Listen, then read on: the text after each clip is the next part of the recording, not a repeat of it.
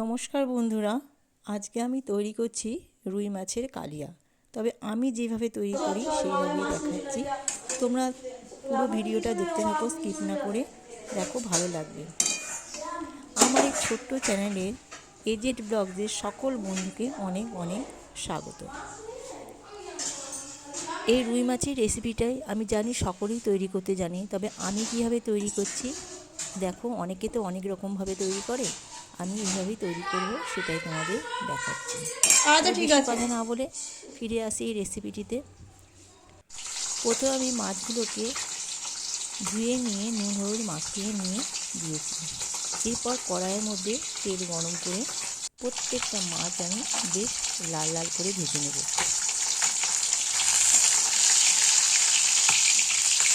সব মাছ আমি ভাজা দেখাবো না, জাস্ট মাছগুলো ভেজে নিচ্ছি এপিট এপিট করে, সেটাই আমি দেখিয়ে দিচ্ছি। এই মাছগুলো ভাজা হয়ে গেছে, পরেরটাও ছেড়ে দিচ্ছি। এরপর আমি মাছগুলোকে একটা পাত্রের মধ্যে তুলে রেখে দেব। সব মাছগুলো আমি ভেজে নিয়েছি।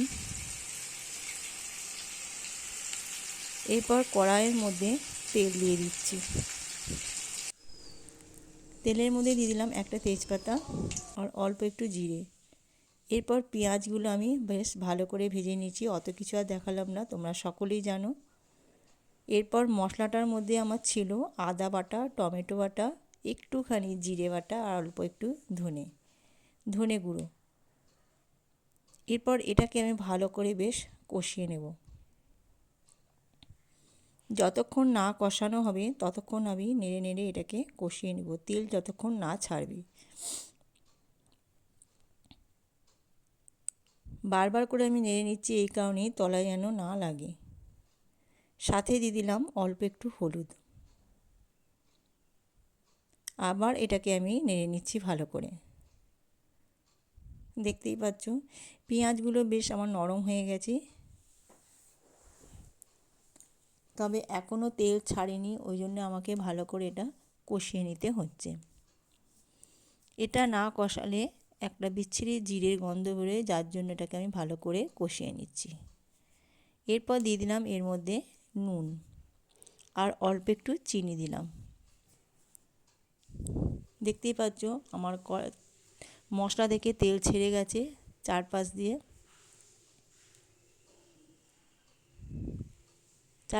তেল ছাড়তে লেগে গেছে। আর একটু ভালো করে তাহলে কষিয়ে নিই।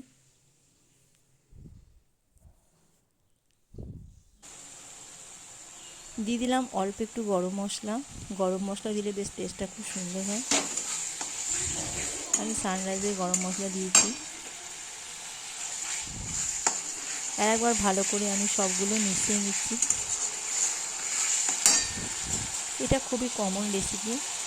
দিয়ে দিলাম একটুখানি টমেটো সস। কিষানের টমেটো সসটা দিলে খুব সুন্দর টেস্টটা বাড়ে, যার জন্যই আমি এটা দিলাম। কালিয়া করতে গেলে এটা অবশ্যই দেবে, দেখবে খুব সুন্দর টেস্ট হয়। দিয়ে দিলাম পরিমাণ মতো জল। এবারে আমি এটাকে ফুটিয়ে নেব ভালো করে। তোমরা বাড়িতে করে দেখবে, যদি ভালো লাগে কমেন্ট করবে, আর ভিডিওটি যদি ভালো লাগে একটা লাইক করে দেবে। এরপর ফুটে উঠেছে, দেখতেই পাচ্ছ বেশ ভালো করে ফুটে উঠেছে। সব ভাজা মাছগুলো এবার আমি দিয়ে দিচ্ছি।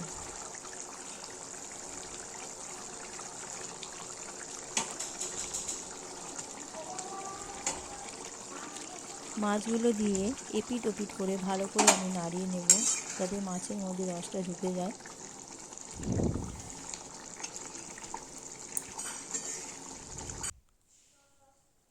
আমার মাছের কালিয়া রেডি। নামানোর আগে দিয়ে দিলাম একটু ধনেপাতা। ভিডিওটি যারা এখনও আমার বন্ধু হয়ে ওঠেনি, নতুন বন্ধু, তারা আমাকে সাবস্ক্রাইব করে দিয়ে বন্ধু হয়ে পাশে থেকো। ফিরে আসবো আবার একটা নতুন রেসিপি নিয়ে। তোমরা ভালো থেকো, সুস্থ থেকো, আর নতুন নতুন খাবারের রেসিপি দেখতে থেকো।